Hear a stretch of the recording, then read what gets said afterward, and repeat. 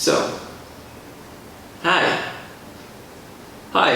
So, one of my favorite areas or topics about economics is called game theory. Now, don't misinterpret. Game theory is actually a pretty serious subject, and you've actually probably used it once or twice in your life.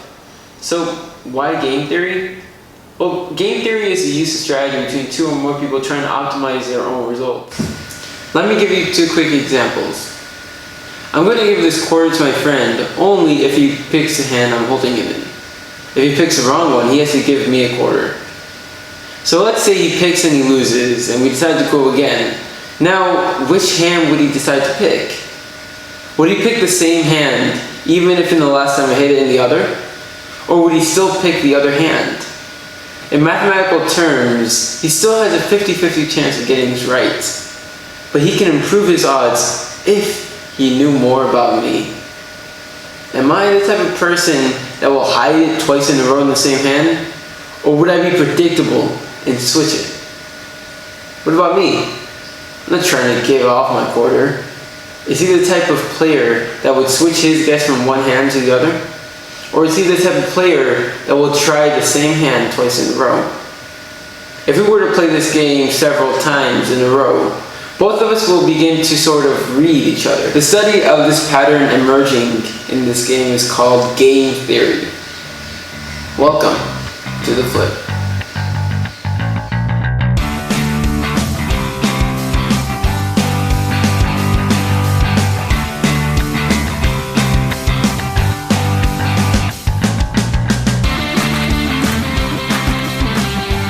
Let me give you another example. A mother bought a small cake for her two twins. She would like to give each other a piece with no leftovers. The problem is that these two siblings always complain about their share, no matter how careful she has been in being absolutely fair and impartial. This is known as the cake cutting problem. So, the mother comes up with a tactic. She calls it one cuts, one chooses. She tells them that one of them will cut the cake however they want, but it is the job of the other one to choose which of those two cuts to take. So, do you think that this approach would ensure a fair outcome? Do you think that it would ensure that the cake is cut exactly in half? Think about it. So, what if the brother knows that his sister loves the candy decorations on one side of the cake? Wouldn't he be tempted just to cut that smaller piece with candy decorations and take the rest of the cake for himself?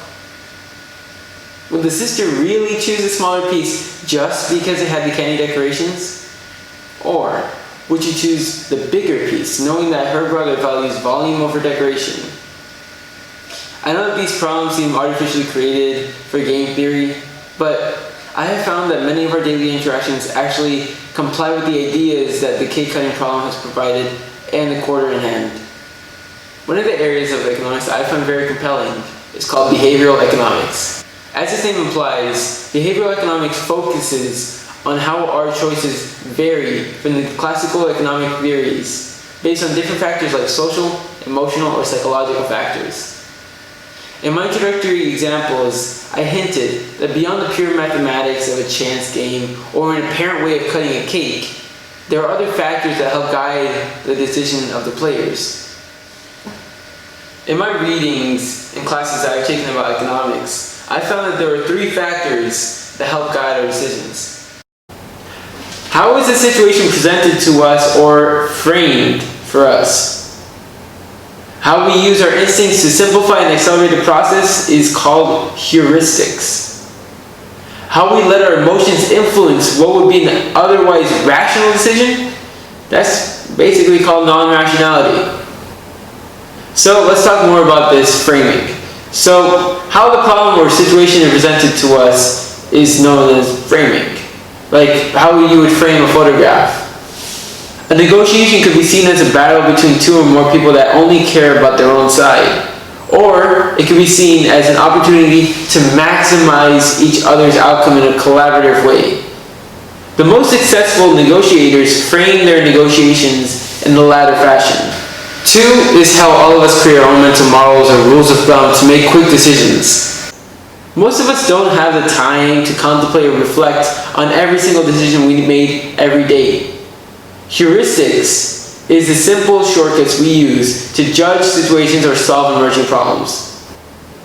Finally, the third one is how far our decisions deviate from rationality. So in the last episode, I spoke about reactions to pricing, how sometimes our reactions don't really follow what the price demand curve really is to expect.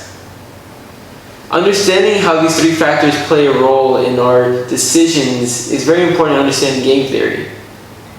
Game theory is actually really vast and applicable to many situations in our daily life. So in the next episode, I'm going to tell you about one of my favorite situations, the prisoner's dilemma. I hope to see you there. Feel free to leave comments and suggestions down below for next episodes. Thank you.